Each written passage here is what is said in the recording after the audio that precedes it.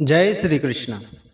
प्रिय भक्तगणों, आज मैं आपको गोवर्धन पूजा की व्रत कथा सुना रहा हूँ। दीपावली के अगले दिन गोवर्धन पूजा की जाती है। लोग इसे अन्नकूट के नाम से भी जानते हैं। इस त्योहार का भारतीय लोक जीवन में बहुत महत्व है। इस पर्व में प्रकृति के साथ मानव का सीधा संबंध दिखाई देता है। इस पर्व की अपनी मान्यता और लोक कथा है।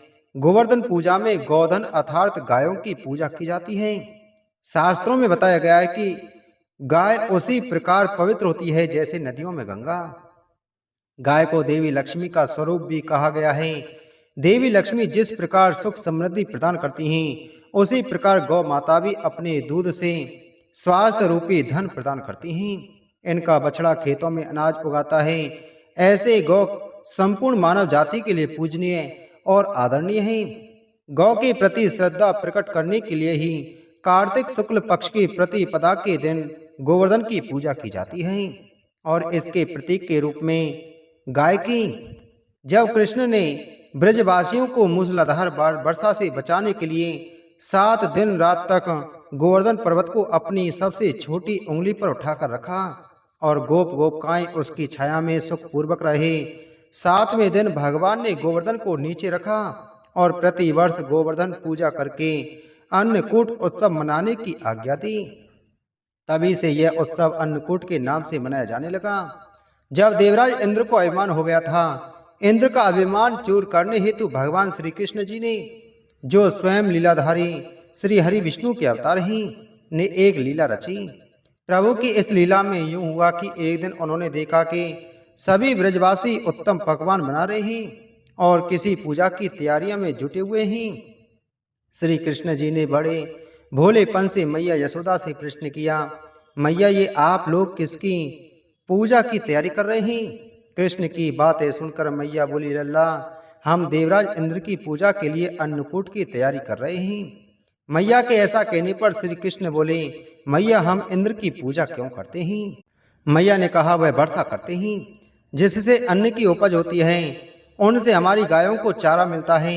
भगवान श्री कृष्ण जी ने बोले, हमें तो गोवर्धन पर्वत की पूजा करनी चाहिए क्योंकि हमारी गायें वहीं चरती हैं। इस दृष्टि से गोवर्धन पर्वत ही पूजनीय है और इंद्र को तो कभी दर्शन भी नहीं देते। वह पूजा न करने पर क्रोधित भी होते हैं। अतः ऐसे अहंकारी की पूजा नहीं करनी चाहिए। लीलाधारी की लीला और माया से सभी ने इंद्र के स्थान पर गोवर्धन पर्वत की पूजा की। देवराज इंद्र ने इसे अपना अपमान समझा और मूसलाधार वर्षा आरंभ कर दी। प्रलय के समान वर्षा देखकर सभी ब्रजवासी भगवान कृष्ण को कोसने लगे। सब इनका कहा मानने से हुआ है। तब मुरलीधर ने मुरली कमर में बांधी और अपनी कनिष्ठ का उंगली पर पूरा गोवर्धन पर्वत उठा लिया और सभी ब्रजवासियों को उसमें अपनी गायों और बछड़ों समेत शरण लेने के लिए बुलाया। इंद्र कृष्ण की यह लीला देखकर और क्रोधित हुए, फलतः वर्षा और तेज हो गई। इंद्र का मान मर्दन के लिए तब श्री कृष्ण जी ने सुदर्शन चक्र से कहा कि आप पर्वत के ऊपर रहकर वर्षा की गति को नियंत्रित करें, और शेषनाग से कहा, आप मेड़ बनाकर पानी को पर्वत की ओर आने से रोकें। इंद्र निरंतर 7 दिन तक मूसलाधार वर्षा करते रहे। तब उन्हें लगा कि उनका सामना करने वाला कोई आम मनुष्य नहीं हो सकता। अतः वे ब्रह्मा जी के पास पहुंचे और सब वृतांत कह सुनाया। ब्रह्मा जी ने इंद्र से कहा कि आप जिस कृष्ण की बात कर रहे हैं, वह भगवान विष्णु के साक्षात अंश हैं और पूर्ण पुरुषोत्तम नारायण हैं। ब्रह्मा जी के मुख से यह सुनकर इंद्र अत्यंत लज्जित हुए और श्री कृष्ण से कहा कि हे प्रभु, मैं आपको पहचान न सका, इसलिए अहंकारवश भूल कर बैठा। आप दयालु हैं और कृपालु भी, इसलिए मेरी भूल क्षमा करें। इसके पश्चात देवराज इंद्र ने मुरलीधर की पूजा कर उन्हें भोग लगाया। इस पौराणिक घटना के बाद से ही गोवर्धन पूजा की जाने लगी। ब्रजवासी इस दिन गोवर्धन पर्वत की पूजा करते हैं। गाय बैल को इस दिन स्नान कराकर उन्हें रंग लगाया जाता है। वह उनके गले में नई रस्सी डाली जाती है। गाय और बैलों को गुड़ और चावल मिलाकर खिलाया जाता है। गोवर्धन की पूजा विधि। इस दिन प्रातः काल शरीर पर तेल मलकर स्नान करने का प्राचीन परंपरा है। इस दिन आप सवेरे समय पर उठकर पूजन सामग्री के साथ में आप पूजा स्थल पर बैठ जाइए। अपने कुल देव का और कुल देवी का ध्यान करिए। पूजा के लिए गाय के गोबर से गोवर्धन पर्वत पूरी श्रद्धा भाव से बनाएं। इसे लेटे हुए पुरुष की आकृति से बनाया जाता है।